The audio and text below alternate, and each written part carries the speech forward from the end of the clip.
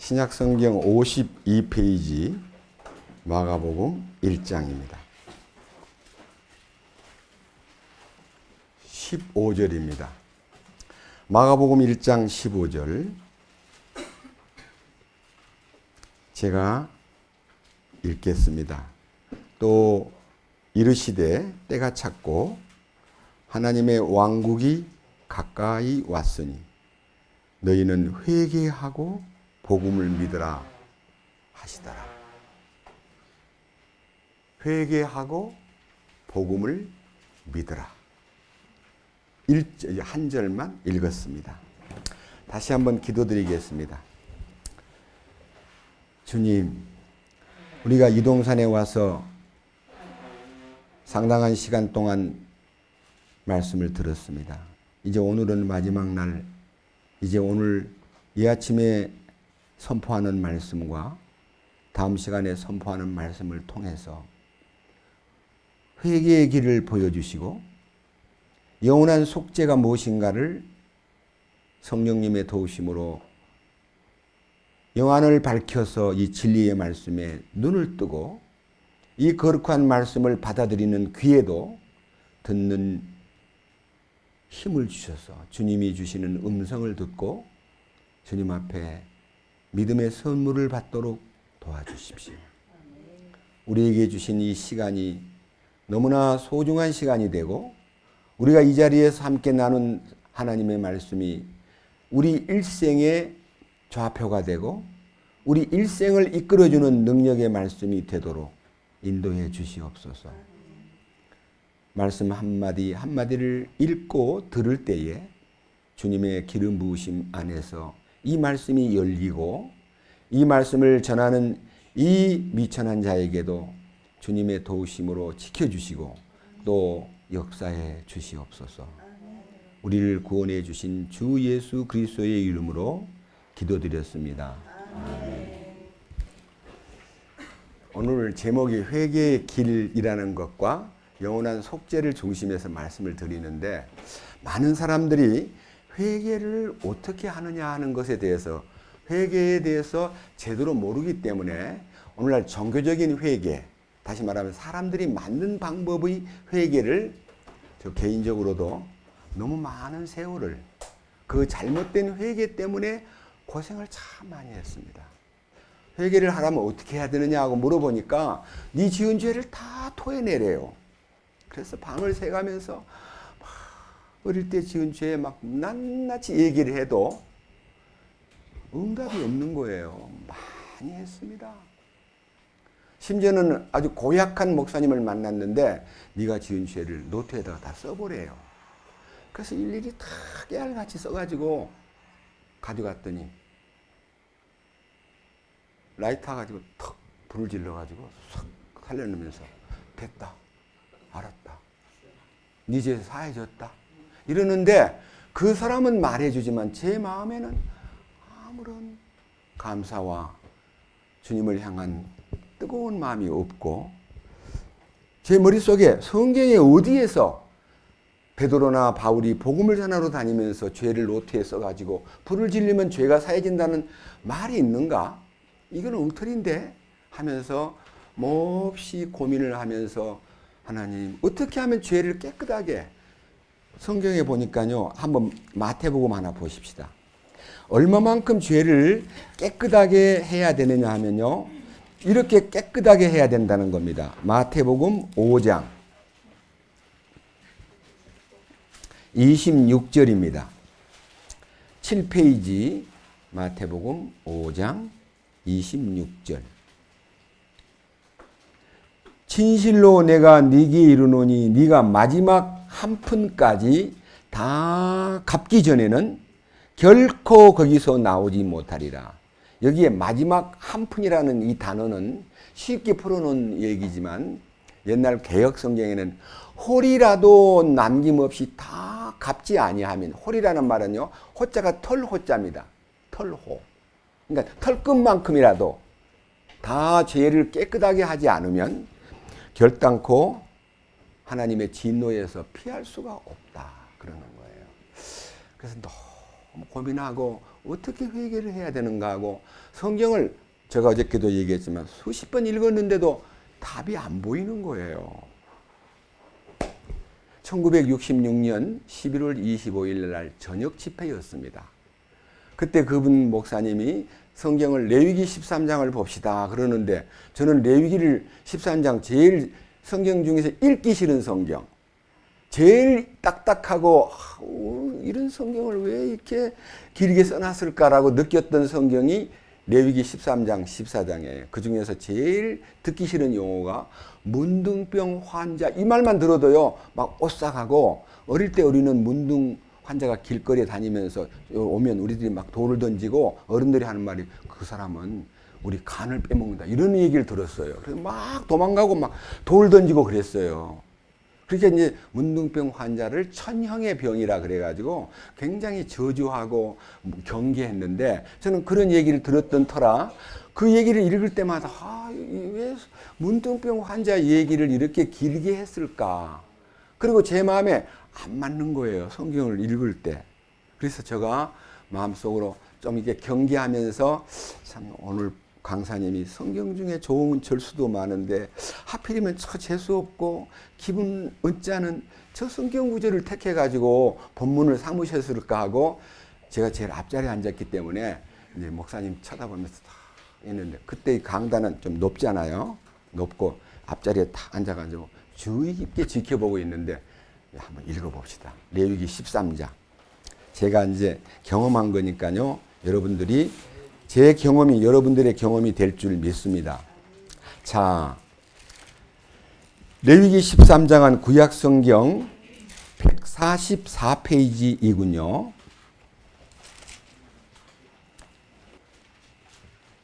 레위기 13장 9절. 이제 개혁성경에는 문둥병 그랬는데 지금은요 나병이라고 고쳤고, 좀 더 번역을 좀 깨끗하게 하려는 사람은 한센시 병이라고 이름을 붙여놨습니다. 나병. 자, 9절. 사람에게 나병이 있거든 그를 제사장에게 데려갈 것이요. 제사장은 그를 볼지니 보라 피부에 종기가 희고 털을 희게 만들며 또 거기 종기 속에 급히 생살이 생겼으면 그것은 그의 살피부에 오래된 나병이니라. 제사장은 그를 부정하다 선언할 것이요 그가 부정한 즉 가두지는 말지니라. 12절. 제사장이 어디를 보든지 나병이 피부에 크게 생겨 그 병을 지닌 자의 머리부터 발까지 모든 피부를 덮었거든 제사장은 깊이 생각할 것이요 보라 만일 나병이 그의 온 살을 덮었으면 그는 그 병을 지닌 자를 정결하다 선언할지니라. 그때요 목사님이 이제 그림을 그리는데 저도 이제 그림이 솜씨가 없으니까요 이해해 주시기 바랍니다. 이 사람을 둘이를 그려놨어요. 이렇게 둘이를 이렇게 그려놓고 여기 9절부터 11절까지는요 몸에 문둥병 환자를 진단하는 제사장이 보기에, 저는 거기서부터 이제 딱 걸린 거예요. 무슨 제사장이 왜 진단하냐? 의사가 진단을 해야지. 맞지 않는 것 같다 해서 제일 큰 의문이 왜 제사장이 진단을 하느냐는 데 대한 의문을 지니고 있었기 때문에 속으로 제사장이 왜 무슨 의사인가? 병이 들면 의사한테 진단을 받아야지. 제사장이 왜 진단을 해? 하고 이제 의아심을 갖고 있는데 목사님이 하는 말이, 제가요 이제 옷을 다 벗겨가지고 목 뒤에도 있고요, 예, 가슴에도 있고요, 그다음에 뭐 배꼽 있는 데도 있고요, 뭐 여기 장단지 있는 데도 있고요, 여기 허벅지 있는 데도 있고요, 여기 뭐 여기도 있고 저기도 있고 팔 있는 데도 있고 여기도 있고 여기도 있고 여기도 있고 하고 이 병을 이렇게 병색이 폭발된 환처를 보고요, 이렇게 얼룩얼룩 병이 들어 있으면 이 환자를 부정하다 진단할 것이요. 이 부정이라는 단어는요 아니 부자에다가요 깨끗하다는 정함, 깨끗이 못하다라고 진단을 내리고, 보세요 여기 12절. 제사장이 어디를 보든지 나병이 피부에 크게 생겨 그 병을 지닌 자의 머리부터 발까지 모든 피부를 덮었거든 제사장은 깊이 생각할 것이요 보라 만일 나병이 그의 온 살을 덮었거든 그는 그 병을 지닌 자를 뭐하다 할 것이니라. 정결하다는 거예요. 머리끝부터 발끝까지 온 몸을 덮어서 한 부분도 성한 곳이 없이 다 퍼졌거든. 머리끝부터 발끝까지 다 퍼졌거들랑. 정결하다 진단할지니라. 맞아요, 안 맞아요? 안 맞지. 이거는 죽어야 돼서, 이거는 이제 가망이 없는 사람이야. 제가 읽을 때요, 아니 가망 없는 사람 보고는 정결하다 그러고, 가망이 있어 보이는, 빨리 치료하면 나을 거 아니에요. 덜 퍼졌으니까. 조기 발견자와도 같아요. 덜 퍼진 사람 보고는 부정하다고 진단을 내리고, 머리끝부터 발끝까지 다 퍼진 사람은 희망이 없어 보이는데 정결하다 진단한 진단에 대해서 30번을 읽으면서요, 30번은 다 노트에다가 참 희한한 진단 방법이다 라고 써놓고, 제가요 고민하던 터라 그 강사님의 설교를 듣고 무엇을 얘기하려고 저렇게 얘기할까 그러는데, 첫 번째 그분이요 딱 이렇게 읽어놓고 설명을 이만큼 해놓고는, 여러분 이게 뭔지 아세요? 아무도 모르죠. 제가 앞에 있는데 죄를 얘기하는 겁니다. 죄. 나병균이 들어와가지고 이제 속에 잠복기간 3년 있다가요, 이제 나타나기 시작하는데, 그 나타난다는 3년이라는 게 뭐냐면요, 사람이 태어나가지고 어릴 때요, 3살 될 때까지는 죄를 모르고 산대요. 3살부터 떼쓰고 뺏으려고 그러고 아무거나 입에다 넣으려고 그러고 이상한 행동을 하면서 이제 병이 이제 발하는데, 이거는 죄병을 진단받는데 의사한테 가는 게 아니고 제사장이신 예수님에게 가가지고 진찰을 받는다. 죄의 병? 그럼 죄의 병에 진찰을 받는데 머리끝부터 발까지 다 퍼진 사람은 희망이 있다 그러고, 이렇게 덜 퍼진 사람은 더럽다 그러는 것이 왜 그러지 하고 의문을 딱 갖고 있는데, 목사님이 제가 어제도 얘기했지만 이 우리의 이 영적 이 상태가 하나님이 주신 하나님의 형상, 하나님께서 우리에게 참된 것과 선한 것과 아름다운 것을 자기 형상 곧 하나님의 형상대로 우리를 창조하시되 할 때 그 하나님의 형상이 진선미예요. 아무데나 사람 몸뚱아리 보고 진선미 택하는 것은 그런 웃기는 얘기고, 하나님의 참되심과 선하심과 아름다우심을 인간에게 다 주었기 때문에 보기에 심히 좋았더라. 만물을 지어놓고는 보기에 좋았더라 그랬는데, 사람을 지어놓고는 너무너무 좋았더라 그랬어요.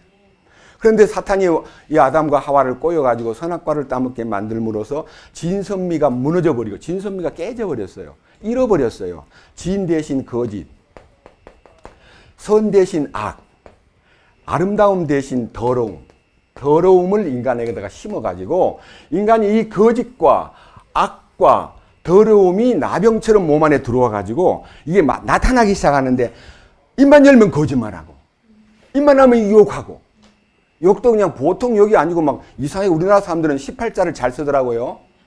너무너무 형편없는 죄를 짓는데, 제사장이신 예수님에게 네 죄가 얼마나 많노 그랬더니, 입으로 조금 죄짓고요, 제가 눈을 좀 흘긴 적도 있고요, 주먹으로 때린 적도 있고요, 발로 찬 적도 있고요, 또 뭔 죄를 지었나, 그리고요 남의 걸 훔쳐 먹은 적도 있고요, 이렇게 해가지고 자기 죄를 헤아리는 사람은 부정한 문둥이고, 주여 나는 죄밖에 없습니다. 나는 죄덩어리입니다. 로마서 3장에 읽어보니 제 목구멍은 열린 무덤이고요, 제 입속에는 저주와 악독이 가득히 들어있고요, 건들면 죄가 튀어나오고, 건들면 거짓말이 나오고, 건들면 악독한 것이 쏟아져 나옵니다. 나는 죄덩어리입니다. 이렇게 할 때 희망이 있다는 거예요. 그렇게 해놓고는 여러분이 문둥입니다 하는데 저한테다 손을 탁 이렇게 앞에서 여러분이 문둥이라는 요 손끝이요 저한테 와서 싹 꽂히는 거예요. 막 가슴이 막 너무 아파가지고, 나는 지금까지 죄를 헤아렸는데 그러니까 부정한 문둥이구나. 머리끝부터 발끝까지 죄밖에 없는데, 주여 나는 죄덩어리입니다라고 말하지 못한 채 지은 죄를 영배하고 싸운 죄, 정일남이 코피 터트린 죄, 양정국이의 목을 누른 죄, 이런 거를 자꾸만 죄라고 헤아려가지고 이웃집에 감나무 감 따먹은 죄. 지나가다가 하도 배고프니까요 남의 밭에 있는 옥수수를 꺾어가지고 그 맨 옥수수를 먹던 죄. 당근을 뽑아 먹던 죄. 이런 것만 얘기했어요. 그러니까 부정한 문둥이죠. 그러면서 그 목사님이 이 문둥병자의 3대 특징을 얘기하는데, 첫째, 둘째, 셋째, 잊어버리지 않아요. 66년도 11월 달에 한 얘기니까요. 54년이 넘었는데도요. 저는 잊어버리지 않습니다. 보세요. 문둥 환자가 되면 자기 형상을 상실한다. 자기 형상이 뭐냐면요. 자기 모양이요. 문둥병자가 3년이 지나서 균이 발병되기 시작하면 첫째는 눈썹이 빠지고 입이 이렇게 늘어지더라고요. 손은 이렇게 쪼그라져 버려요. 손이. 그리고요. 눈알도 이렇게 쫙 까져요. 그러니까 그렇게 아름다웠던 사람이 문둥 환자 수용소를 제가 한번 가봤거든요. 그랬더니 사진이 하나 탁 침대 위에 걸려 있는데 너무 멋진 남자라 아들이세요? 그랬더니 아니요. 제가 그 병 걸리기 전에 제 사진이에요. 그런데 너무 잘생긴 사람인데요. 말할 수 없는 형상으로 다 보여지는 거예요. 자기의 형상을 잃었다는 말은 진선미, 하나님이 우리를 만드실 때 하나님의 형상고 자기 형상을 따라 사람을 창조하시되 하는 진과 선과 미를 다 잃어버리고 거짓됨과 악함과 더러움으로 꽉 차 있는 것이 문둥이다. 죄인의 그림자입니다. 그 다음에 불행하게도 문둥 환자에게 따라 나오는 특별한 병이 피부의 감각 기능이 다 죽어버려요. 마초신경까지 신경이 죽으니까 뜨거운 것도 모르고 찬 것도 모르고 감각이 없어요. 그래서 감각 기능이 마비된다. 감각 기능이 마비된다. 이게 이제 문둥이가 되면 감각이 없어요. 제가 얘기 하나 해드릴게요. 어떤 분이요. 문둥병 환자 수용소에 가면 제일 많이 하는 게 양계장이에요. 그런데요. 하루 종일 양계장에서 일을 하다가 겨울인데요. 막 그때는 고무신 신고 일을 할 때입니다. 좀 씻어야 되겠다 그러니까 따뜻한 물을 해준다고 연탄 이렇게 요런 연탄불 올라오는데 거기다가 대야를 올려놓고 물 끓는 것도 모르고 한참 일하다가 말고 발 씻을 물 좀 가져와요. 그랬더니 이제 그 뜨거운 물 들고 자기가 뜨거운 걸 못 느끼니까 갖다가 떡 대놨더니요. 발을 쑥 담그자마자 완전히 3도로 화상을 입었어요. 그래 붕대를 감아가지고 왜 그렇게 발이 그렇게 화상을 입었었어요.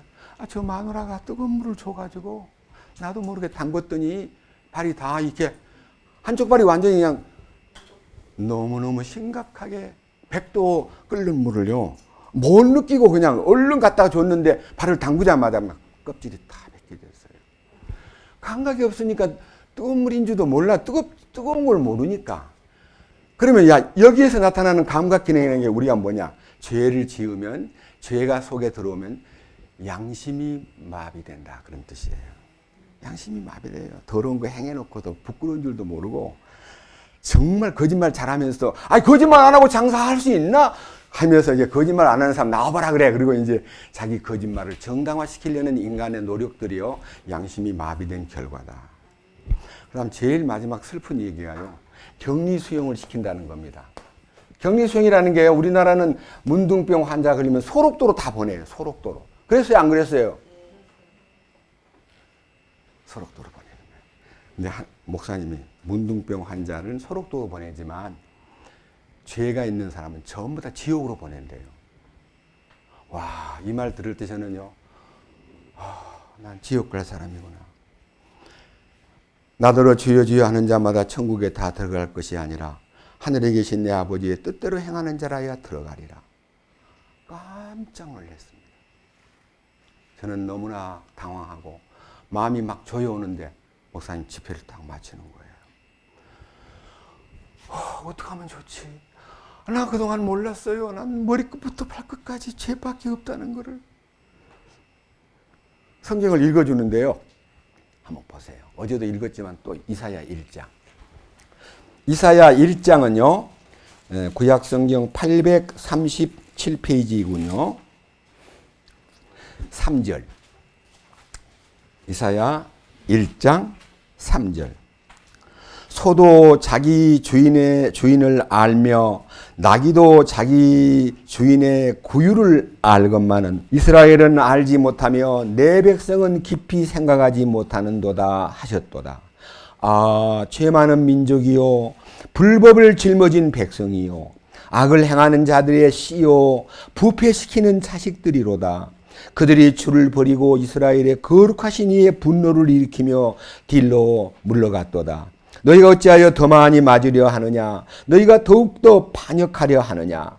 온 머리는 병들었고 온 마음은 기진하였으며 발바닥에서부터 머리까지 그 안에 상한 것이 없이 상처, 멍든 거, 골문 종기 뿐이오늘 그것을 꿰매고 싸매고 향유를 발라 아픔을 달래지 못하였도다. 여기에 온 머리는 병들었고 온 마음은 기진하였으며 발바닥에서부터 머리까지 제 상처밖에 없더라. 이 말씀을 읽고 여러분 자기를 들여다보세요 하는데, 이거는 이스라엘 민족, 선택받은 민족들이 이 모양이 됐는데 나같이 선택도 받지 않은 자가, 넌 선택받은 사람 아니잖아요. 장로교 다녔기 때문에 저는 예정을 입은 자라고 생각하고 예수 믿었는데 이 말씀 앞에 딱 예정을 입기는 뭘 예정을 입어. 나는 멸망할 수밖에 없어 하는 생각 때문에 잠이 안 오는 거예요. 집회가 끝나도. 어떻게 하면 좋을까? 누구한테 가서 이거 물어볼까 하고 헤매고 있는데 저 구석지에서 한 사람 대여섯 명이 앉아있고 어떤 젊은 청년이요 막 성경 얘기를 하는 거예요. 거기 들어갔죠. 딱 앉아가지고 제가 이제 성경을 많이 읽었기 때문에 십자가에 대한 얘기가 제 뇌리에 딱 박혀 있어요. 그분이 예수님이 왜 죽었어요? 이렇게 얘기하는데 제가 죽기는 예수님이 성경에 보니까 보라 세상 죄를 지고 가는 하나님의 어린 양이로다. 세상 죄를 지고 죽었. 근데 그분이 하는 말이에요. 왜 세상 죄만 자꾸 얘기하시오? 당신 죄를 위해 죽었어요. 당신 죄를 지고 갔단 말이에요. 하면서 딱 지적을 하는데 친히 나무에 달려 그 몸으로 우리 죄를 담당하셨으니 이는 우리로 하여금 죄에 대하여 죽고 의에 대하여 살게 하려 하심이라. 저가 채찍에 맞음으로 너희가 나음을 입었나니 너희가 양과 같이 길을 잃었더니 이제는 너희 영혼의 목자와 감독 되신 이에게로 돌아왔느니라. 그러면서 친히 나무에 달려 우리 죄를 그러지 마시오. 당신 이름을 대고 얘기해 보시오. 친히 나무에 달려 선함 죄를 담당하셨으니.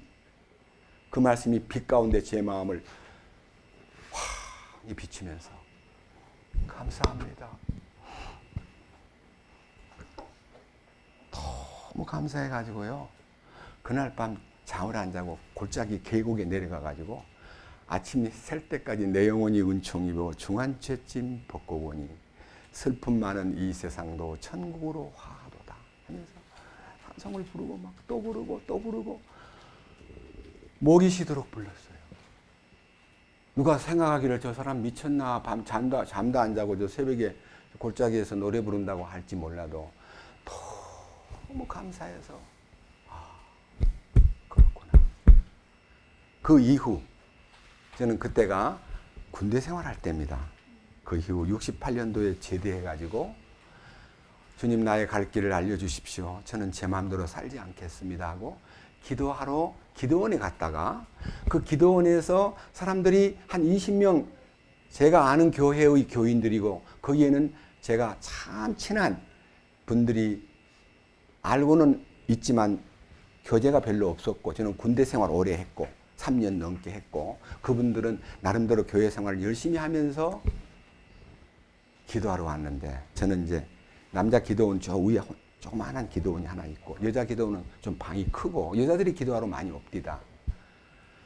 비가 억수로 오는데 나무 뿌리를 잡고 막 비를 맞고 기도하는데 그 빗소리와 울음소리가 기도 소리가 들리는데 제가 막 가슴이 메어지는 거예요. 와 저렇게 비를 맞고 기도해야만 하나님이 좋아할 거 아닌데 저걸 모르는구나 싶어가지고 견딜 수가 없어가지고 이 인솔자인 강아무개 전도사님한테 찾아가서 전도사님 저렇게 비를 맞고 기도한다고 하나님이 예뻐하는 거 아니에요. 말씀 듣고요. 기도와 말씀이 자전거 앞바퀴가 있고 뒷바퀴가 있는데 바람 하나 빠져버리면 자전거가 못 가듯이요. 말씀을 하되, 기도를 하되 말씀이 뒷받침이 돼서 기도하게 만들어줘야지 말씀도 없이 기도만 하고 있으면 됩니까? 말씀 좀 나눕시다. 그랬더니 서 선생님이 말씀할 수 있어요? 네, 제가 할게요. 제가 간증하겠습니다. 그래가지고 이제 사람들 다 이제 들어와라 그래가지고 이제 닦고 옷 갈아입고 둘러 앉았는데 한 20명이 둘러 앉았습니다. 여러분, 제가 오늘 여러분 앞에 성경의 가장 신비한 기도에 대해서 강의하겠습니다. 다 같이 주기도문 외웁시다. 하늘에 계신 우리 아버지 이름을 거룩하게 하옵시며 나라의 임하옵시며 뜻이 하늘에서 이룬 것 같이 땅에서도 이루어지이다. 오늘날 우리에게 일용할 양식을 주옵시고 다 한 다음에 아멘. 오늘은 하늘에 계신 우리 아버지를 말씀드리겠습니다. 하나님의 아버지가 여러분의 아버지가 되셨습니까? 여러분이 여러분의 아버지하고 여러분과의 관계는 혈통관계입니다. 나를 낳아주신 분이 아버지고 나를 길러주신 분이 어머니입니다. 그런데 당신의 아버지가 되기 위해서는 혈통관계, 피해관계가 있어야 되는데 예수님하고 피해관계를 맺은 적이 있었습니까? 그랬더니 말을 못해요. 아니 그 청와대 앞에 가가지고 대통령 보고 아버지 하고 부르면요 경찰이 와서 누가 아버지를 찾소? 대통령이 우리 아버지인 줄 제가 믿습니다. 성씨가 뭔시오? 저는요 성이 서씨입니다. 대통령은 서씨가 아니오. 여봐라, 이 사람 청량리 뇌병원으로 데리고 가라. 대통령이 자기 성씨도 다른데 아버지라고 부르면 정신병자 아니냐 이거예요. 여러분들이 하나님 아버지를 무조건 부른다고 아버지가 되는 거 아닙니다. 아버지가 나를 낳았어야 됩니다. 보혈의 능력으로 거듭난 체험을 가진 자가 피와 성령으로 거듭나니 이 거듭남이 없이 하나님을 아버지라 부르는 것은 망령된 행동입니다. 하나님의 이름을 망령되게 부르는 겁니다. 이제 아버지라 부르지 마세요. 오늘 집회 마치겠습니다. 기도하세요. 이러는 거예요, 전부 다. 서 선생님 이 얘기 그날 듣고 나니까 기도가 안 나와요. 앞이 그냥 확 전차에 받친 것 같아가지고. 아버지라 부르지 말라 그러는 기도가 안 된다고 막 어쩔 줄 산기도 왔는데 어제까지는 기도를 참 잘했는데 오늘은 기도가 안 나와요. 맞습니다. 기도가 안 나와야 됩니다. 두려워야 됩니다. 문제가 생겨야 됩니다. 그 다음에 이름이 거룩히 여김을 받으시오며 하나님은 거룩하신 분입니다. 내가 거룩하니 너희들도 거룩하라고 하셨습니다. 거룩합니까? 전도사님 거룩하십니까? 아니요. 집사님 거룩하십니까? 거룩이 뭡니까? 죄 없다는 뜻입니다. 흠과 티가 없다는 뜻입니다. 하나님이 흠과 티가 없는 분이 너희들도 흠과 티가 없이 돼야 된다고 하시는데 흠과 티가 없나요? 그랬더니 대답하는 사람이 하나도 없는 거예요. 다 죄 범벅인데 어떻게 말로 하나님의 이름을 거룩히 여김을 받으시오며라고 말할 수가 있느냐? 내가 더러운데. 여러분이 더럽다는 걸 아십니까? 흠과 티가 많다는 것도 아십니까? 하나님 앞에 그걸 얘기하세요. 그 다음에 나라에 임하옵시며 그 말은요 주님 어서 오시옵소서 그래요. 대한민국이 잘 되게 해달라 그 말이 아니고요.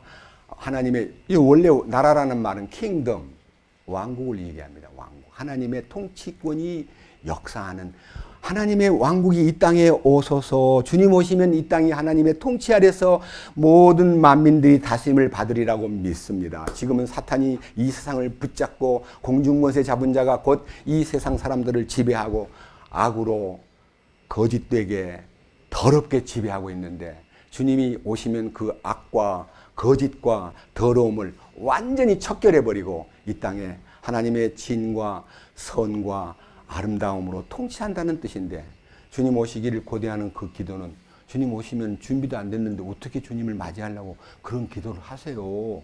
주기도문은 외우라고 준 거 아니에요. 이렇게 기도하라 한 그 기도는 하나님과의 대화인데 하나님과 뭐 소통이 돼야 대화가 되는데 아버지도 아닌데 아버지라고 부르고 거룩하지도 않은데 거룩하게 여김을 받으시오며라고 하고 무슨 나라가 임하옵시며 뭐 어떻게 나라가 임하는 거냐. 그 설교를 아침 저녁으로 8번 했는데 사흘이 걸렸어요. 제가 사흘 동안요 성경 얘기 딱 하다가 마음에 집중되고 눈이 딱 어떻게 저하고 부딪히면요 다 끝나면 집사님 잠깐요 해놓고 제가 방에 개인적으로 전도를 했어요. 그래가지고요 사흘 동안에 19명이 다 구원을 받았습니다.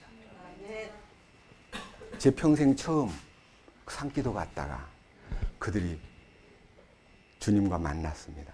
저는 그 일로 인해서 전도자가 되었고, 그것이 여수교회가 처음 생길 때의 사건이었고, 그때 그 일로 인해서 제가 그분들한테, 제가 여러분들이 해결될 때까지 금식하면서 기도하겠습니다 했더니 사흘 동안요, 그 산속에서 물이 철철 흐르는 냇가에 있으면서도 물 한 모금을 안 먹고요, 사흘을 말했더니 쩍쩍 달라붙으면서 제가 물을 안 먹고 얘기하니까 그 박풍림 집사라는 분이, 아유 서 선생 저러다가 죽을라나 잘못하면. 나는 처음부터 저 사람하고는 얘기 안 한다 그랬는데 내가 안 한다고 버티고 있으면 계속 금식할 것 같고 할 수 없이 들어야겠다고, 나 이 얘기 듣고 싶어요 하고 왔다가 그분이 마지막 20번째 구원을 받고 나서, 서 선생 너무 고마워, 나는 얘기 듣기 싫어, 왜 젊은 사람한테 내가 왜 배워. 그분은 한 70이 되신 분인데요. 그래가지고 그날 마지막 해결이 된 다음에, 이야 대담하게요, 일주일 동안 그들은 기도하러 왔다가 말씀 깨닫고 나니까 20명을 그 산속에 흐르는 물 위에서 침례를 줬습니다. 근데 그때 저는 침례를 잘못 준 겁니다. 제사함 받고 은혜 받고 구원 받았다고 침례 받을 자격이 있는 거 아닙니다. 침례는 로마서 6장 3절에 그리스도의 죽으심에 연합한 것을 깨달은 사람에게 나는 죽었습니다, 나를 묻어주시오. 침례식은 장례식입니다. 침례식은 장례식이에요. 누구 장례식이냐? 내 옛사람이 죽었다는 것을 고백할 때 침례를 받기 때문에, 자기가 펄펄 살아있고 성격이 살아있고 아직도 옛사람의 구습을 따라 살면 침례받을 자격이 없습니다. 침례받고 나왔는데 여전히 옛사람 방식대로 살면 그는 그 가짜 침례를 받은 겁니다. 침례를 받고 나면은요, 그리스도의 죽으심에 연합하여 죽음으로써 주님이 그를 다시 일으켜 생명의 새로운 길로 가게 하려 함이니라. 우리 옛사람이 십자가에 못 박힌 것을 믿고 그 새 생명 안에서 새 길을 걷는, 그래서 죄로부터 완전히 해방된, 죄들로부터 깨끗해진 것은 첫 번째고, 내 속에 있는 내적 본성으로부터 해방을 받아요. 본성으로 해방받은 거 확신하지요? 이강규 형제님 맞죠? 본성에서 해방돼요. 본성. 아담 안에 타고난 본성에서 해방이 되는 거예요. 근데 그분들한테 이제 산에 내려갈 때요, 절대 가서 입을 열지 말고 조용히 제가 갈 때까지 좀 기다리시면서 성경 절수를 많이 한 사람 앞에 하나씩 써주면서 이거 외우고 절대 입을 열지 마세요. 그랬더니 네, 명심하겠습니다. 교회 가서는 너무 함부로 입을 열어가지고 시끄럽게 안 하겠습니다 하고 이제 갔는데요. 저는 45일 만에 산에서 내려와가지고 거기를 이제 여수항에 남에서 배 타고 왔더니 전부 뱃머리에 나와 있는 거예요.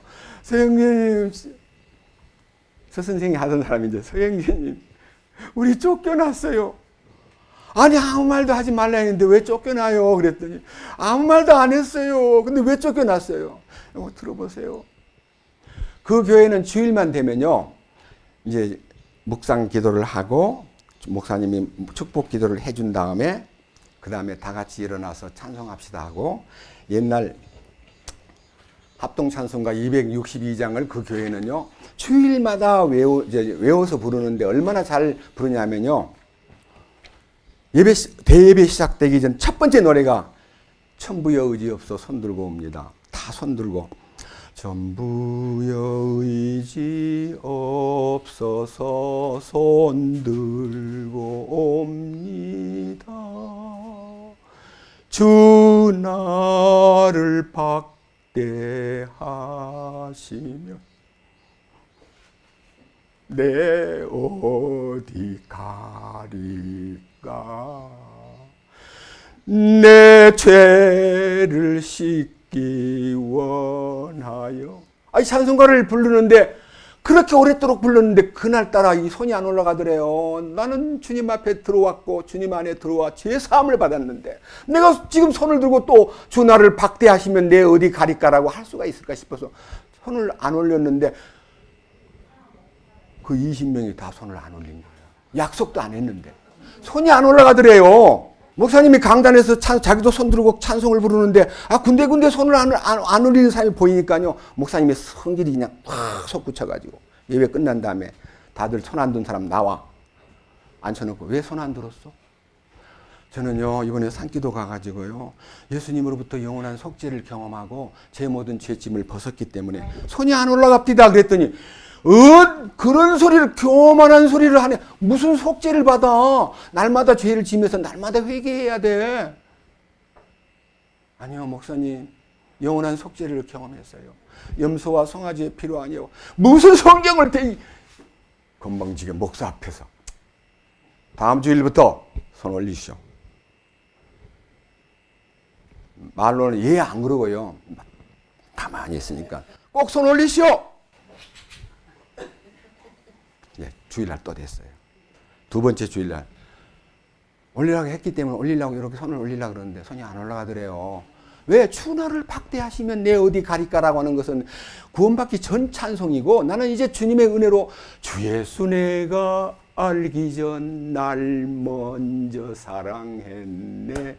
그 크신 사랑 나타나 내 영혼 거듭났네 하는 찬송이 막 울려 퍼지면서 손이 안 올라가더래요. 주님 손이 안 올라가요. 두 번째 탁 목사님 또 불러가요. 왜 손이 안 올라갑니까?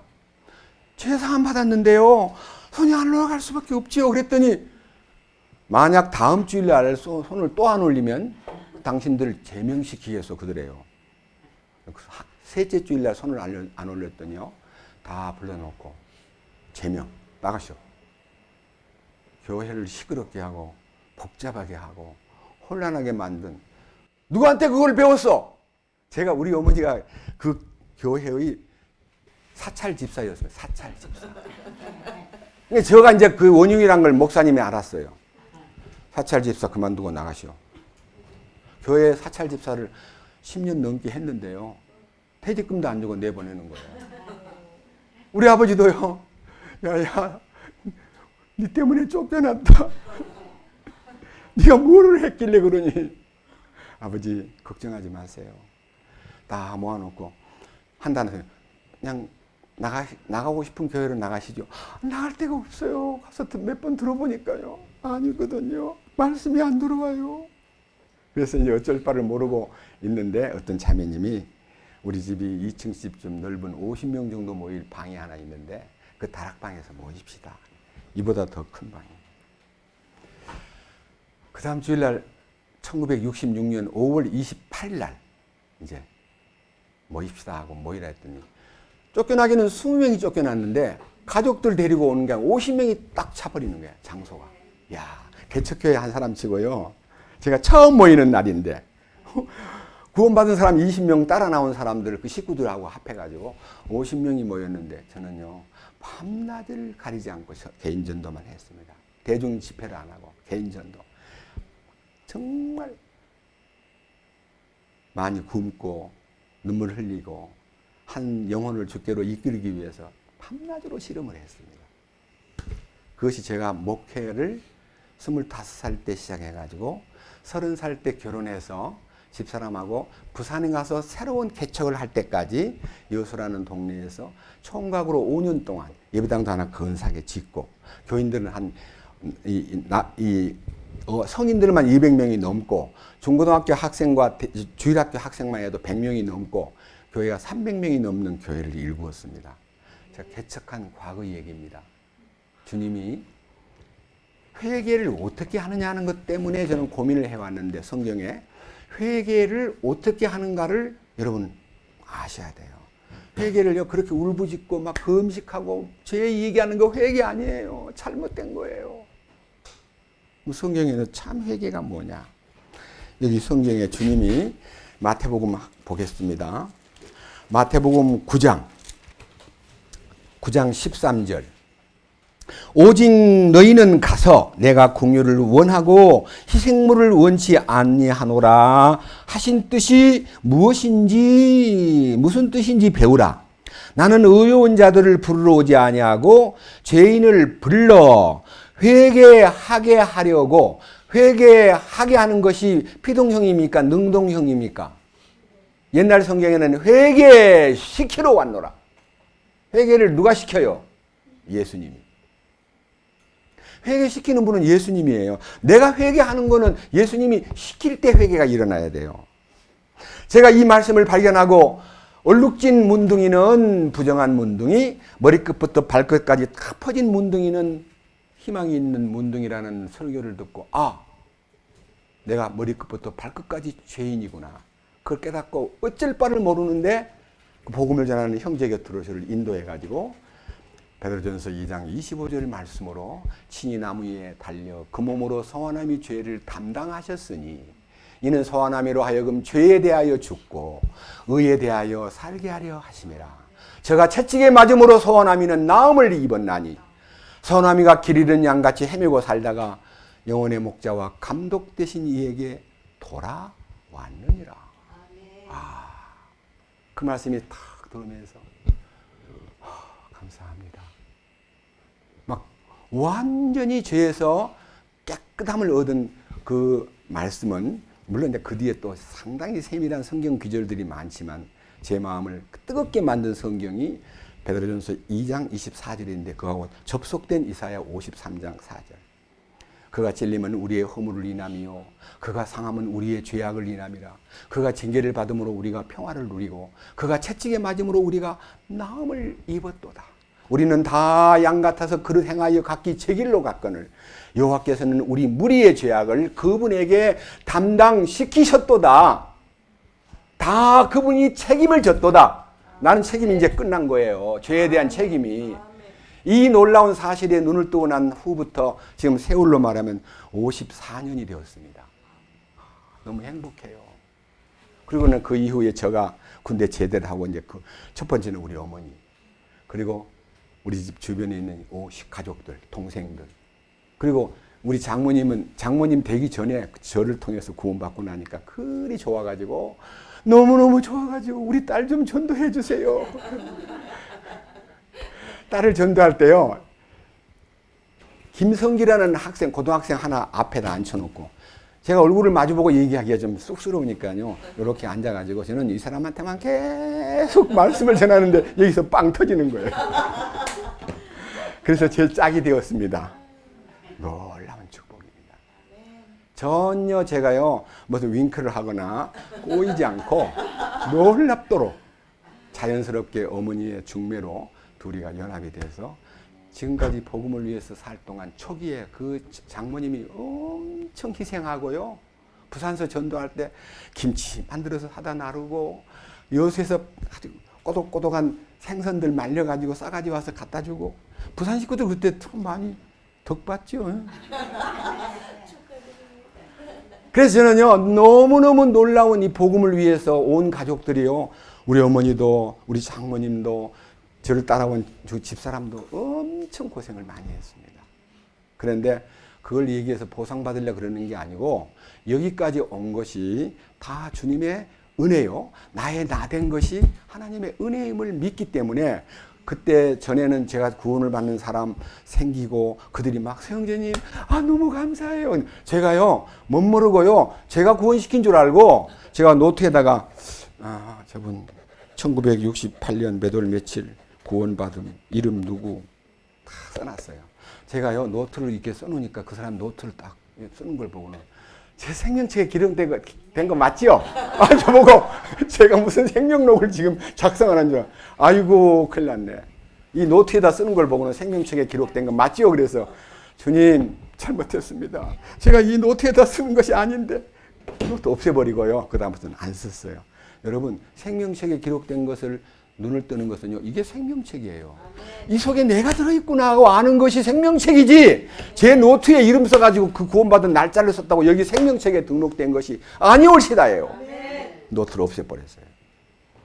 제가요 지금 전도를 열심히 하고 있는 중에 가장 큰 놀라운 축복은요, 30년 동안은 그 생각을 못했어요. 사람을 전도받으러 오면요 먼저 인상을 봐요. 깐깐하게 생겼네, 오래 걸리겠네, 될까, 이렇게 그 사람을 한번 이렇게 먼저 사전 진단을 미리 해요. 눈빛이 보니까 고약하게 생겼네, 성경 씨가 맥히겠나, 힘들겠네 하고 제가 마음에서 벌써 거리를 두고 하면요 이상하게 악령이 뭔지 알고요. 그 사람이 한참 듣다 말고 들어도요 뭐가 뭔지 모르겠습니다. 다음번에 합시다. 그리고 가버려요. 많은 사람을 놓쳤습니다. 제가요 예단함으로써. 근데 어느 날 2000년 십자가에 연합된 이후에 성경을 보다가 무릎을 꿇고 주님 잘못했습니다. 그동안 잘못 생각했습니다. 제가 미리 예단한 거 용서해 주십시오. 잘못했습니다 하고 회개했습니다. 그 회개한 성경이 요한일서 2장 2절이에요. 요한일서 2장 2절은요. 페이지로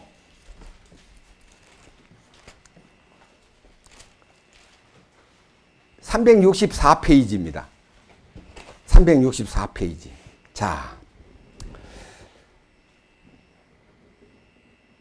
제가 읽겠습니다. 그분은 우리의 죄들로 인한 화해 허물이시니, 우리라는 말은요 죄사함 받은 우리를 말하고 나를 포함했기 때문에 서하나미 죄들로 인한 화해 허물이시니 서하나미의 죄들뿐 아니요 온 세상의 죄들로 인한 화해 허물이시니라. 그럼 여러분 예수님이 나만 용서했습니까? 온 세상을 용서했습니까?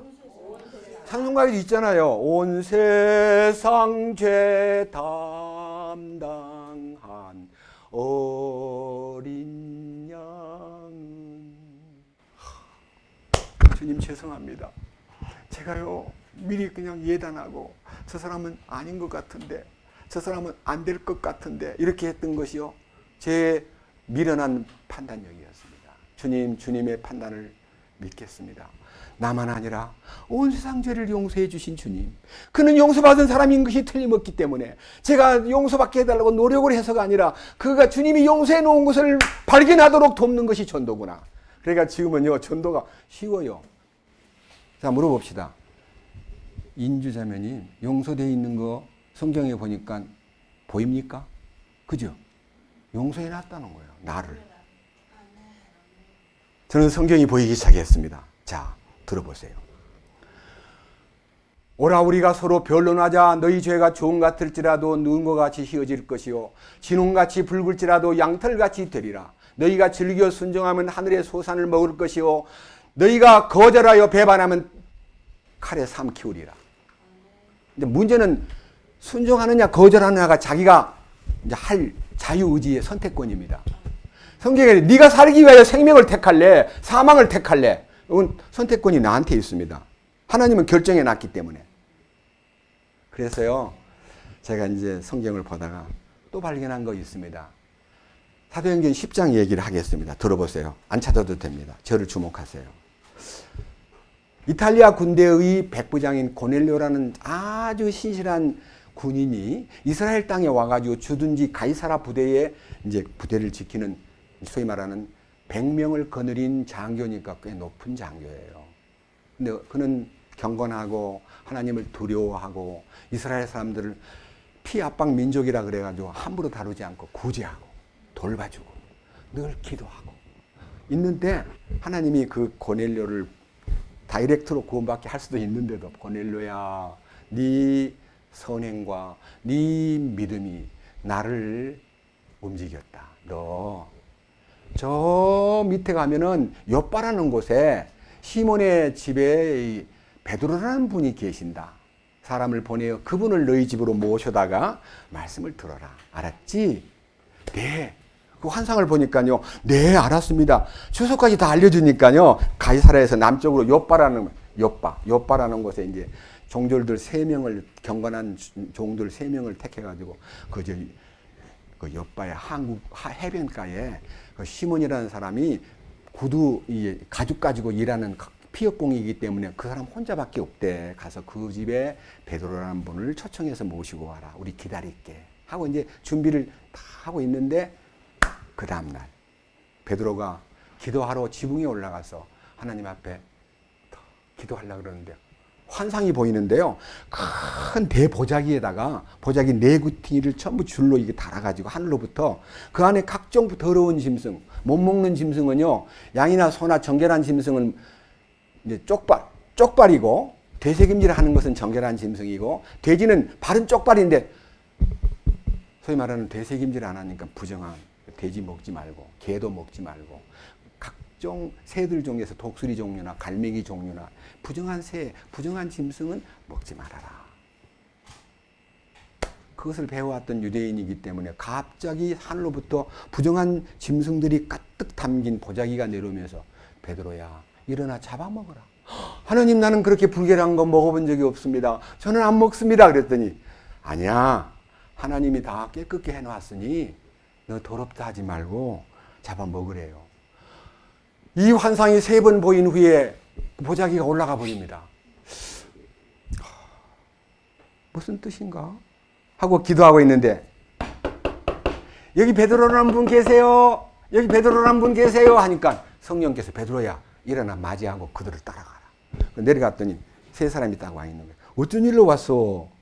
저는 모르는데요. 주인께서 우리 그 백부장 되시는 고넬료께서 기도하다가 환상을 보고 선생님을 모시고 오라는 지시를 받고 우리는 선생님 모시러 왔습니다. 그러니까 성령이 뒤에서 아무 의심하지 말고 따라가라.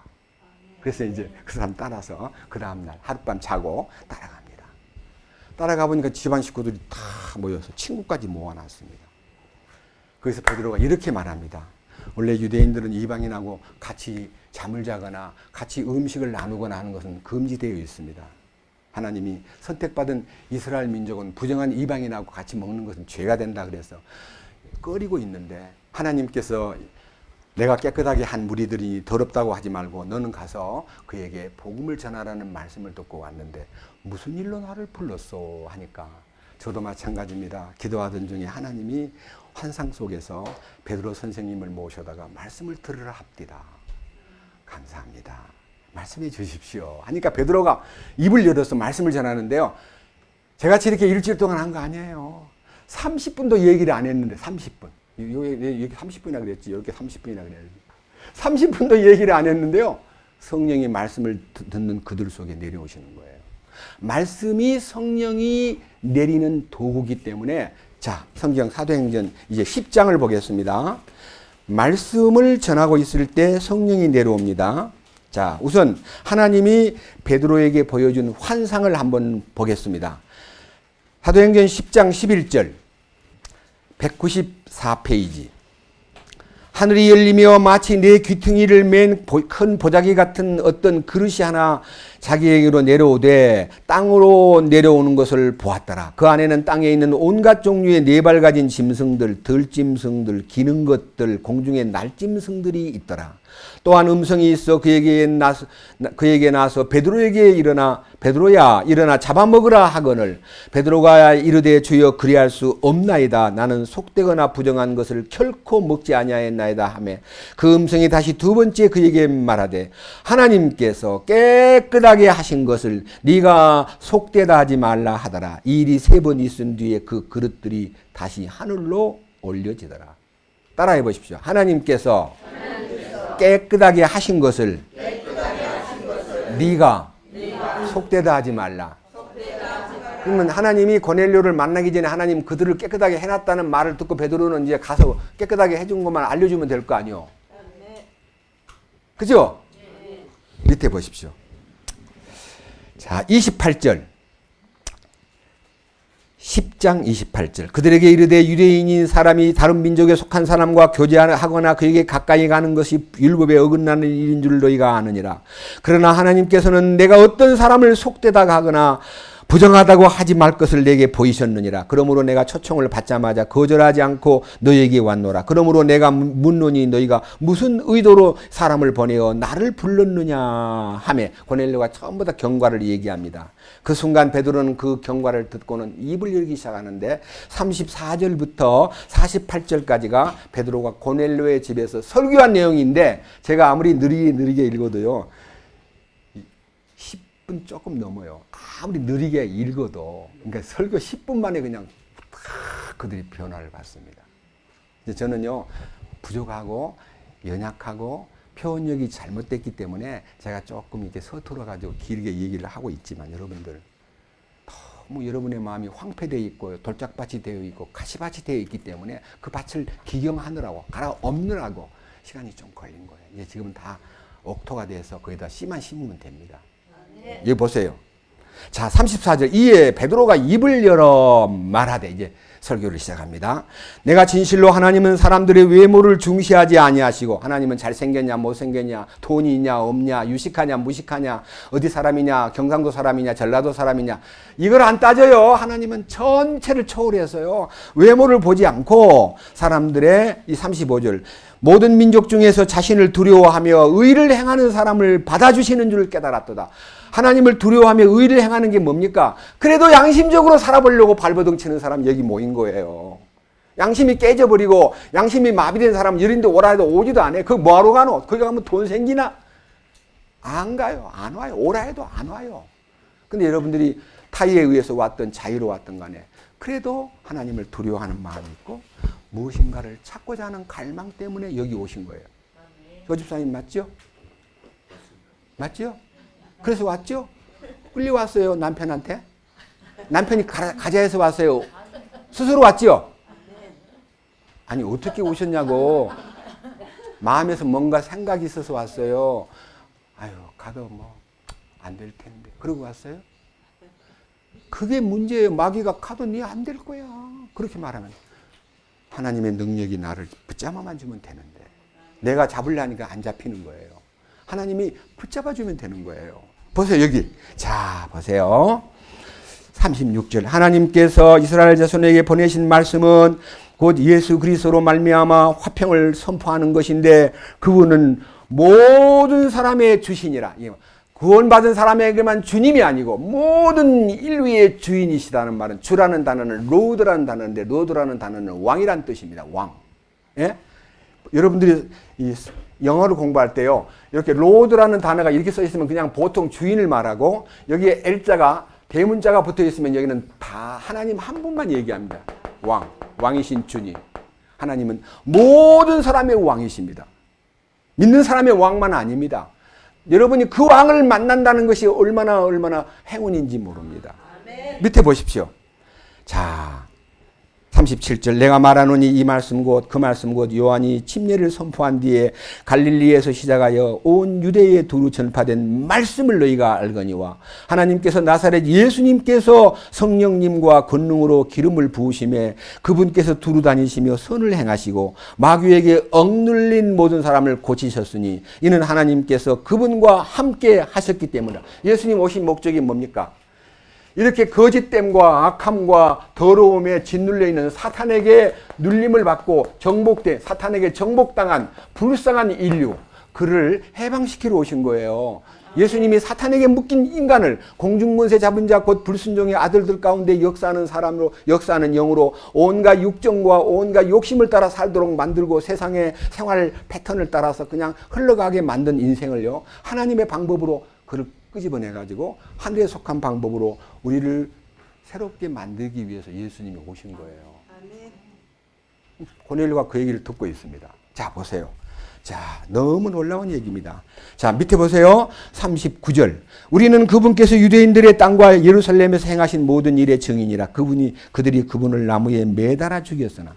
그렇게 선한 일을 많이 하시고 눈먼 자의 눈을 띄워주고 안진병이를 일으켜주고 그다음에 여러 가지 방법으로 선한 일을 많이 하시고 떡 5개와 물고기 2마리 가지고 5천 명을 먹이고 12광주리에 남기도 만들고 큰 일을 행하셨건만 그들은 하나도 그분을 칭찬하거나 놀랍도다라고 하지 않고 어떻게 하면 저걸 죽일까 연구를 매번마다 하는 거예요. 참 희한한 인간들이죠. 예수님을 죽일 연구를 하다가 끝내는 빌라도에게 이첩을 시켜가지고 빌라도가 조사를 다 해봐도 죄가 없다는 걸 삼심을 끝내고 나서 보니 죄가 없는데요 놓아주겠소 하니까 내일이면 이제 6월절인데 6월절 날 사람을 이렇게 석방시키는 특례가 있어가지고 그 나라에서 가장 흉악범인 바라바라는 강도가 하나 있어서 두 사람을 딱 세워놓고 바라바 강도를 놓아주랴 여기 예수를 놓아주랴 그러면요 그들 생각에는 틀림없이 강도 바라바가 너무 악질이고 소문이 나 있기 때문에 그 강도를 죽이고 예수는 놓아주시오라고 할 줄 알았는데 거꾸로 그 강도는 석방시켜 주시고 예수를 죽이세요. 무슨 죄를 지었냐? 아니요, 그 십자가에 죽어야 마땅한 아주 지극히 신성모독을 한 죄인입니다. 성전을 헐고 사흘에 짓는다고 거짓말한 사람입니다. 죽여주세요 하고 막 데모를 하니까 이 밀란이 나면요 예루살렘의 소요로 인해서 총독 빌라도가 로마 정부에 소환당하면 출세길이 막혀버려요. 가장 다루기 힘든 지역이 지상에서 예루살렘이에요. 통치권이 가장 어려운 지역이 예루살렘인데 예루살렘에서 통치를 잘 마치고 오면 승진될 기회가 있기 때문에 빌라도는 민심을 달래기 위해서 예수를 십자가에 내주는 거예요. 죽였어 예수님을. 보세요. 40절. 하나님께서 그분을 셋째 날에 일으키시고 그분을 공개적으로 보여주시되 예수님이 십자가에서 돌아가신 지 사흘 만에 부활했는데 그 부활하신 예수님이 슬그머니 숨어 있다가 승천한 게 아니고 40일 동안 자기의 사심을 보였는데 베드로와 12 제자에게 그리고 500여 형제에게 일시에 보이시고 그리고 바울에게도 보이시고 여러 가지 방법으로 사심을 다 증거하다가 40일 만에 승천하셨어요. 승천하시면서 하는 말이 너희는 몇 날이 못되어 성령을 받을 터이니 예루살렘에서 기다려라. 그러면서 하늘로 가심을 본 그대로 다시 오마 하신 약속을 남기고 승천하셨는데 50일째 되는 날, 이제 승천한 지 열흘 만에 오순절날 이 땅에 성령이 오셔가지고 이 인류를 지금 이 시대까지 성령님께서 우리를 은혜로 인도하는 때를 일컬어 은혜의 시기, 은혜의 때, 이방인의 때, 은혜의 때가 이제 곧 만기될 때가 다 왔어요. 요 이제 축복된 은혜의 때가 이스라엘로 딱 넘어가기 직전에 지금 서 있는데 교회가 들림을 받은 후에는 유대인의 때가 되어버립니다. 그럼 이방인들은 구원을 받지 못합니다. 여러분들은 굉장히 이 어떤 구분선, 때가 너무 임박한 이 자리에 지금 서 있습니다. 자, 밑에 보십시오. 41절 온 백성에게 보여주지 아니하시고 오직 하나님께서 미리 택하신 증인들 곧 그분께서 죽은 자들로부터 일어나신 뒤에 그분과 함께 먹고 마신 우리에게 보여주셨느니라. 또 그분께서 우리에게 명령하사 백성에게 선포하고 하게 하시고 하나님께서 사한 자와 죽은 자의 심판자로 정하신 이가 바로 그분이심을 증언하게 하셨으니. 그러니까요, 예수님은 첫 번째 오실 때는 구원자로 죄를 해결하러 오셨고 두 번째 오실 때는 심판자로 와요. 죄 해결을 해놓은 거를 믿지 않고 죄 해결을 거부한 사람은 심판을 받아요. 저희가 나를 믿지 아니함으로 심판을 받는다 그랬습니다. 밑에 보세요. 43절 이게 이제 마지막 이야기입니다. 그분에 대하여 예수님에 대하여 모든 대언자들도 정언하되 구약 성경의 많은 대언자들이 예수님이 어떤 분인가를 여러 가지 방법으로 창세기의 여인의 후손으로 출애굽기에는 죽은 유월절 어린 양으로 그리고 민수기에서는 장대에 달린 노뱀으로 여러 가지 방법으로 예수 그리스도를 증거하다가 누구든지 그분을 믿는 자는 그분의 이름으로 말미암아 죄들의 사면을 받으리라 하느니라. 죄들의 사면은 어떻게 받습니까? 그 이름, 예수님 이름이 딱 사인된 그 이름 하나에 우리 문제가 다 풀어지는 겁니다. 예수님의 이름으로 모든 속죄가 통하고 예수님의 이름으로 기도하고 예수님의 이름만 부르면 생활 가운데 승리가 있는 거예요. 그 이름, 그 위대한 이름을 우리가 발견하면 그 이름이 천하에서 가장 귀한 이름으로 마음에 탁 새겨집니다. 그 이름. 밑에 보십시오. 44절. 설교는 끝났습니다. 베드로가 아직 이 말을 할 때 아직 모든 사람은 그분의 이름으로 말미암아 죄들의 사면을 받으리라 하는 그 말을 들을 때에 성령님께서 말씀을 들은 모든 사람에게 임하시매 할례자들에 속한 자로서 믿는 자들 곧 베드로와 함께 온 자들이 이방인들 위에도 성령님을 부어주시는 것을 인하여 다 놀라니. 자, 말씀을 듣는 자에게 성령님이 오신 거예요. 말씀과 함께 성령님이 오신다는 말은요, 이 말씀이 내 마음속에 딱 들어오면요, 성령님이 그 말씀을 따라 같이 들어오는 거예요. 성령 받으려고 노력하는 거 아닙니다. 말씀을 듣는 자에게 성령이 임했습니다. 저는요, 전도하면서 굉장히 놀라운 일들을 경험했기 때문에 어떻게 말씀을 받을 때에 성령이 오시는가를 여러분에게 실제적인 하나의 신뢰라 할까 실증을 한번 보여드리겠습니다. 누가복음 24장 이거는요 그냥 읽지 않고 제가 설명을 올리겠습니다. 예수님이 부활했다는 소식을 듣고도 그 말을 참 놀라운 얘기예요. 24장 11절에요. 마리아와 요한나와 야고보의 어머니 마리아가 예수님 무덤에 가가지고 예수님 살아나셨다는 소식을 듣고 말을 전하는데 11절 24장 11절 말을 들은 제자들은 저들의 말을 근거 없는 이야기로 보고 저들을 믿지 아니하니라. 성질 급한 베드로는 돌무덤으로 뛰어가 가지고 몸을 구부리고 들어가 보니 예수님의 시신은 보이지 않고 그로 인해서 깜짝 놀라 가지고 와, 살긴 살았구나. 베드로도 못 봤어요. 근데 엠마오의 두 제자가 예루살렘에 와서 있다가 예수님 부활했다는 소식을 듣고도 마음이 침통해가지고 고향으로 내려갔어요. 그 중에 이름 하나가 글로바라는 친구인데요. 둘이 이제 낙심청만으로 예루살렘으로 떠나서 이제 고넬료 이제 엠마오라는 자기 동네 얼마 멀지 않은 곳이 한 25리쯤밖에 안 돼요. 걸어가는데 예수님이 그 곁에 나타나셨어요. 너희가 지금 무슨 말을 하고 있느냐 그랬더니 당신은 최근에 그 예루살렘에서 생긴 일을 모르시나요? 무슨 일인데요? 자기가 예수님한테 들어가 예수님 얘기를 다 해주는 거예요. 예수님이 그 얘기를 듣고 너무 어이가 없어가지고 이렇게 말씀하셔요. 밑에 보세요. 25절 24장 25절 이에 그분께서 그들에게 이르시되 오 어리석고 대언자들이 말한 모든 것을 마음에 더디 믿는 자들이여 그리스도가 이런 일들로 고난을 당하고 자기의 영광에 들어가야 함이 마땅하지 아니하냐 하시고 모세와 모든 대언자들의 글에서 시작하여 모든 성경들에서 자기에 관한 것을 그들에게 풀어 설명해 주시니라. 그러니까 성경 얘기를 많이 구약에 있는 예수님에 관한 얘기를 창세기에서 이제 여인의 후손으로 아담과 하와를 위해서 죽은 어린 양으로 그 다음에 출애굽기에서 이스라엘 민족을 해방시키기 위해서 유월절 어린 양으로 그리고 민수기에서 원망하다가 불뱀에 물려서 다 죽어갈 때 장대 위에 달린 노뱀을 쳐다본 즉 살더라. 그게 바로 예수님 얘기야 하고 이제 다 설명해 주니까요. 어느덧 동네 앞에 왔습니다. 자 28절 그들이 가고 있던 마을에 가까이 이르렀는데 그분께서 더 가려 하시거늘 그들이 그분에게 광곤하여 이르되 우리와 함께 머무소서 때가 저물었습니다. 낮이 지났나이다 하니 그분께서 그들과 함께 묵으로 들어가시니라.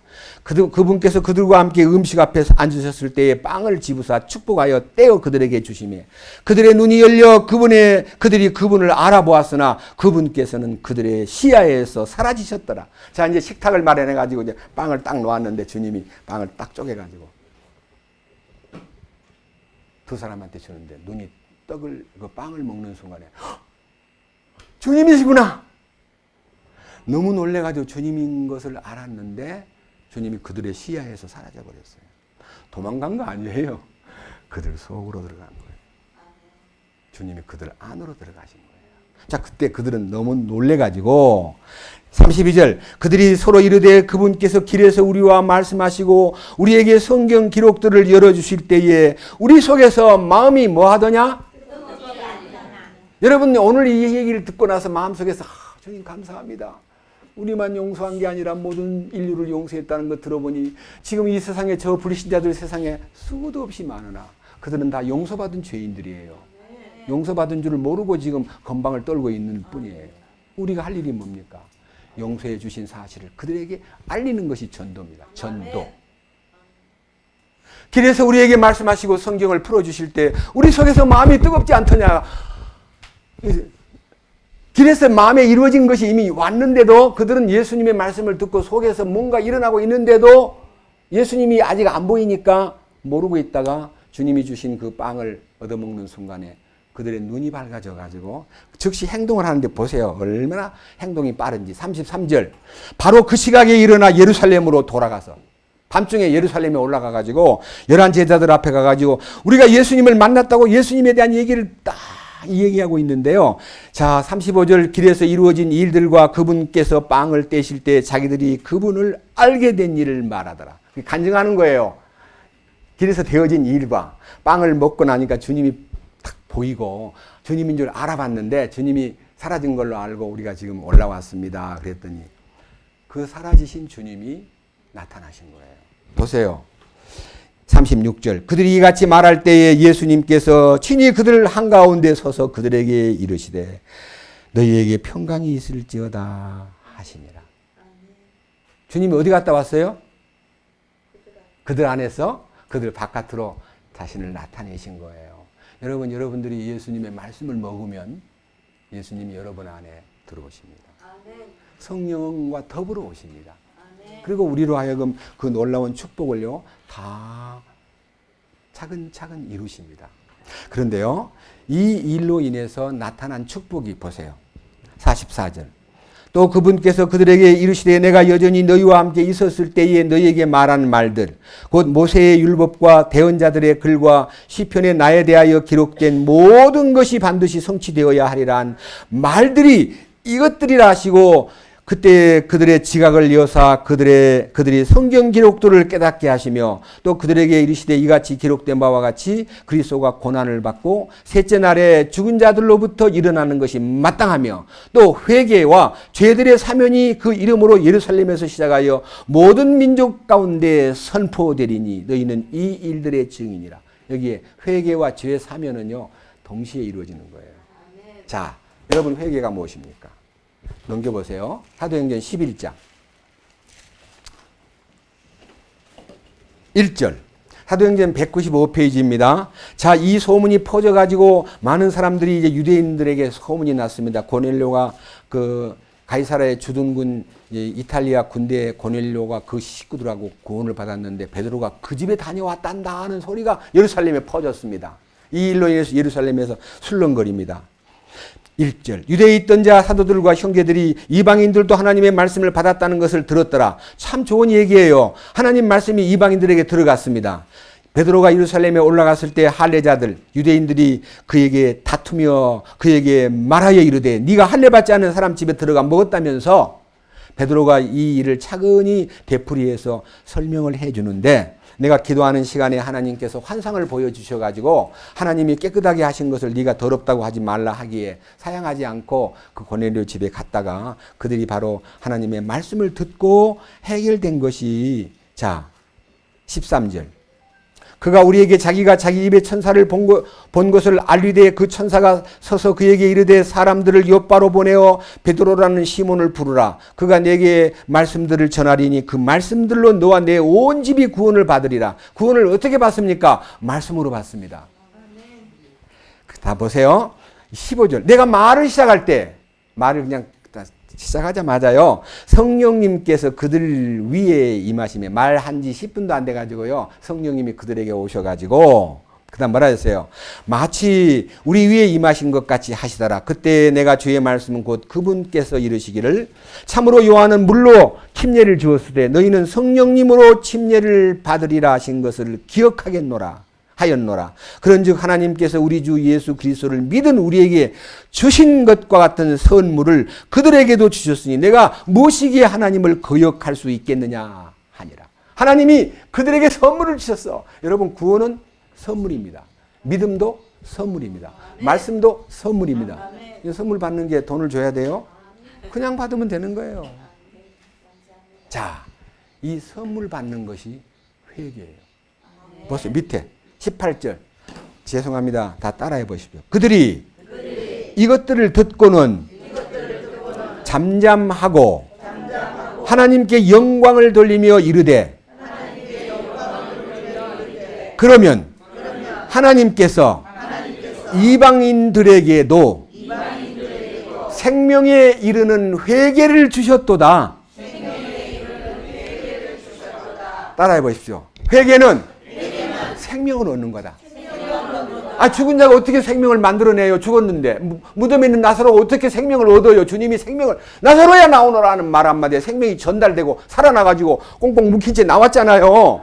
나와서 묶여있는 그를 주님이 왜 못 풀어주겠어요? 근데 이상하게도 둘러선 무리에게 이르시되 그를 풀어놓아 다니게 하라. 그렇습니다.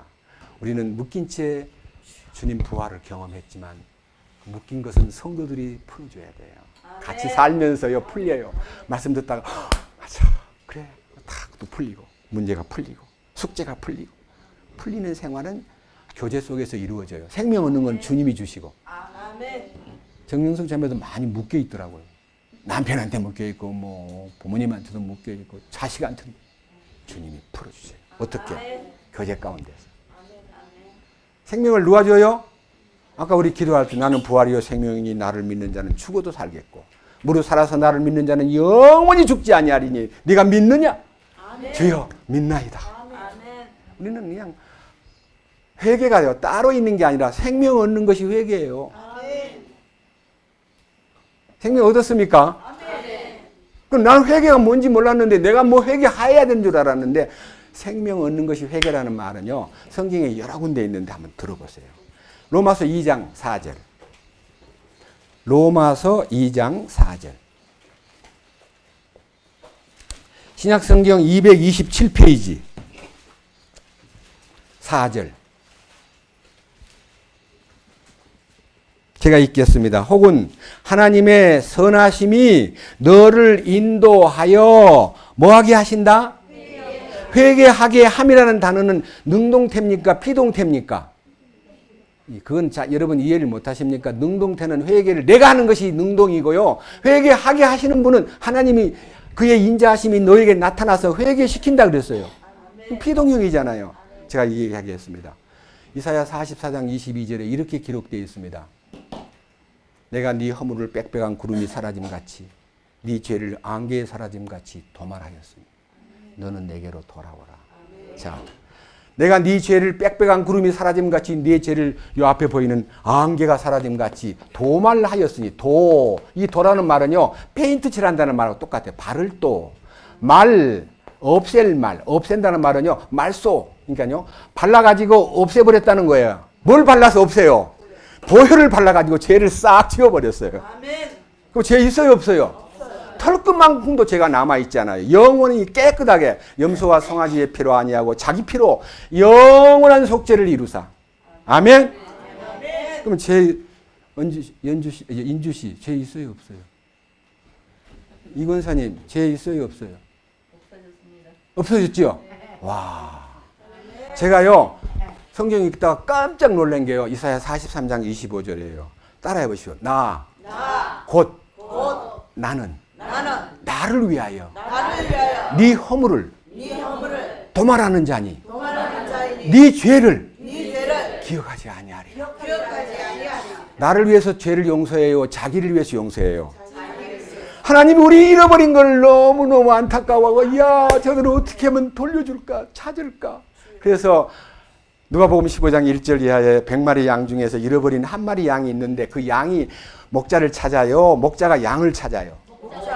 양이 막 돌아다니면서 목자님 어디 계세요? 나 여기 죽겠습니다. 찾아야 돼. 어디 갔을까? 양의 노력으로 목자를 찾는 게 아니라 목자가 양을 찾는데 양이 할 일은 딱 한 가지밖에 없어요. 울어야 돼. 어디가 있는지 알려면요. 저 계곡에 더 있구나. 그 목자가 찾았어요. 양을 찾고 어깨에다 메고 기쁨으로 집에 돌아와 이르되 벗과 이웃을 불러 모으고 이르되 나와 함께 즐기자. 내 잃은 양을 찾았노라. 기억나지요? 누가복음 15장. 누가복음 15장. 성경은 누가복음 15장은요.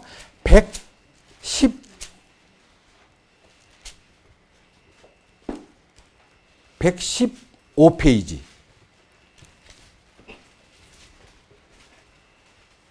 4절부터 봐야 되겠습니다. 116페이지군요. 너희 중에 어떤 사람이 양 100마리가 있는데 그가 그것들 중에 한 마리를 잃어버리면 99마리를 광야에 남겨두고 잃어버린 것을 찾을 때까지 찾아다니지 아니하겠느냐.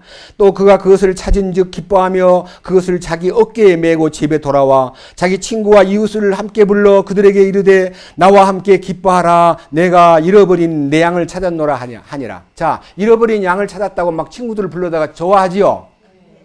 따라해. 이것이 회개다. 양이 회개했어요. 목자가 회개시켰어요. 이 밑에 보세요. 7절 내가 너에게 이르노니 이와 같이 하늘에서는 회개할 필요가 없는 의로운 99 사람보다 회개하는 한 죄인. 양이 어떻게 회개했어요? 목자가요 사망의 꼴짝이에 박혀있는 그 양을 찾아내가지고 탁 건져서 어깨에다 메고 집에 돌아온 것이 회개예요. 양이 회개한 것이 뭐예요? 이와 같이 죄인 하나가 회개하면 그로 인하여 하나님의 기쁨이 되리라.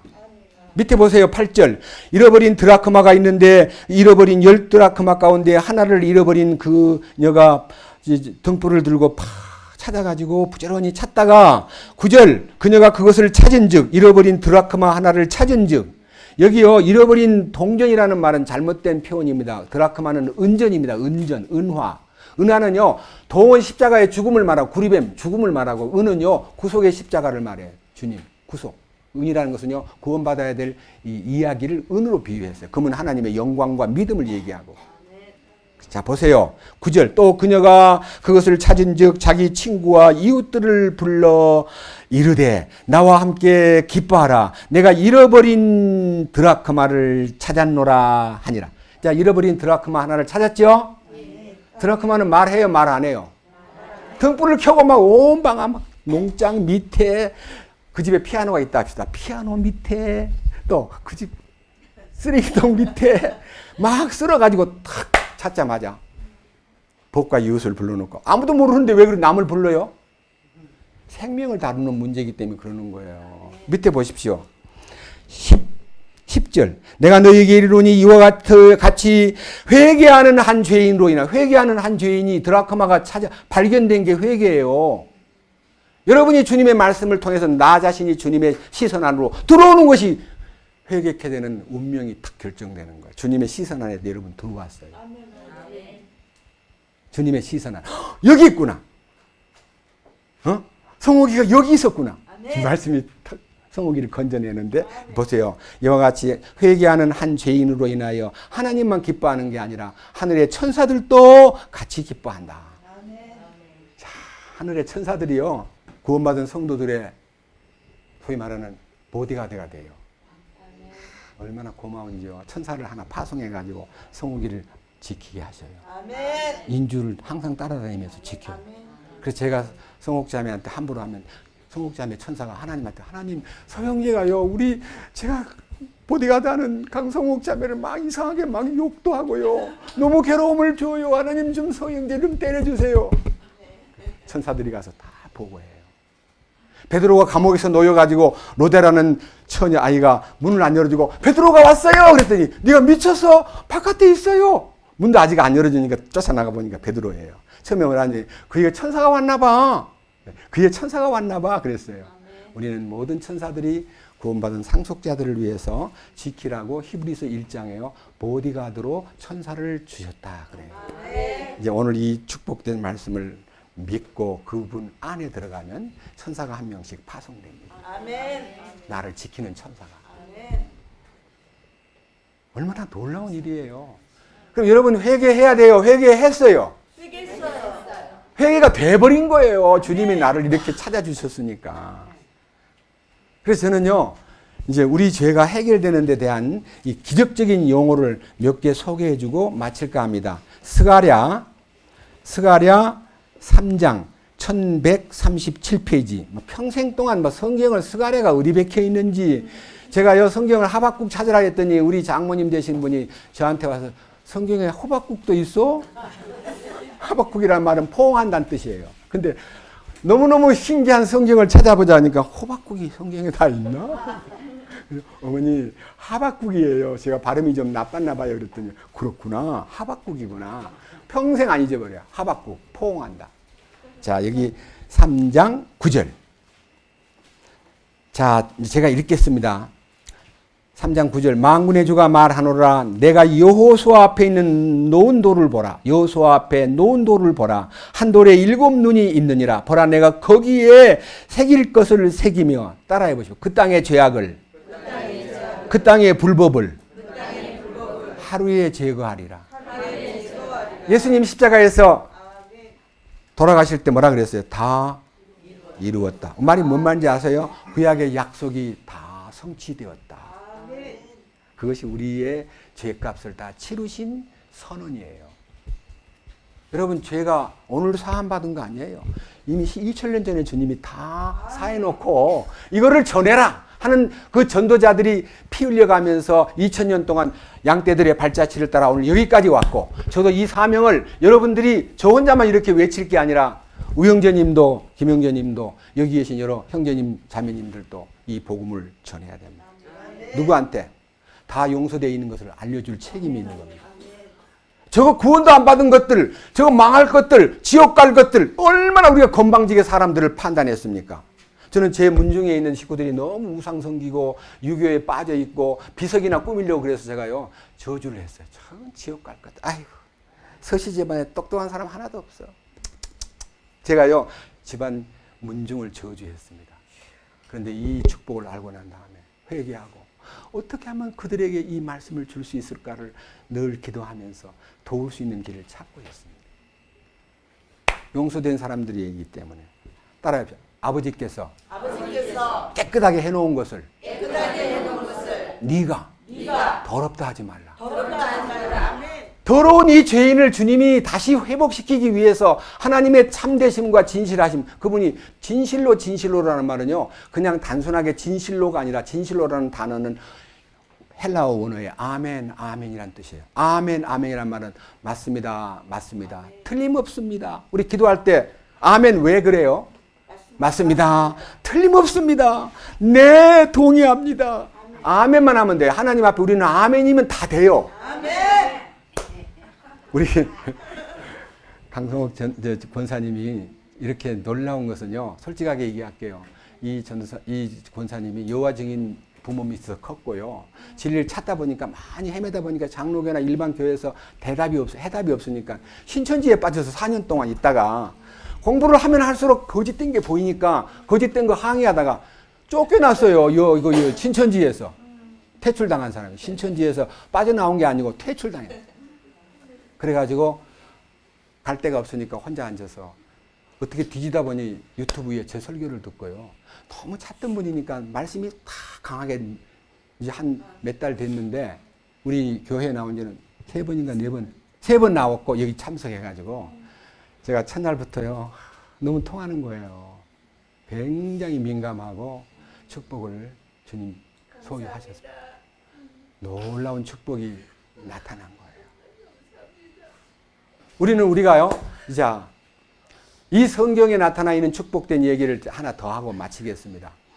여러분, 제가 지금 한 모든 종합적인 얘기를 요한복음 5장 24절을 통해서 선포하겠습니다. 내가 진실로 너희에게 이르노니 내 말을 듣고 성경 말씀을 듣고 나 보내신 이를 믿는 자는, 예수님을 믿는 자는 영생을 얻을 것이고예요. 심판에 이르지 아니하나니 심판 받을지 안 받을지 가봐야 돼요. 심판은 이제 안 받아요. 죄를 청산했는데 무슨 감사를 받고 무슨 청산을 해요. 보고할 필요가 없어. 끝났으니까 이 세상에서. 그리고 사망에서 생명으로 옮길 것이다. 옮겼느니라. 안식교에 거두면서 막 의사로서 막 이 세상을 깜짝 놀라게 해준 이상구 박사라는 사람이 간증을 했는데 혹시 그 간증 들어본 사람? 요한복음 5장 24절로 그분도 해결됐더라고요. 그리고 안식교를 떼쳐버리고 새로 출발했어요. 야, 여러분 말씀의 능력이 이와 같습니다. 말씀의 능력이 이렇게 크고 위대합니다.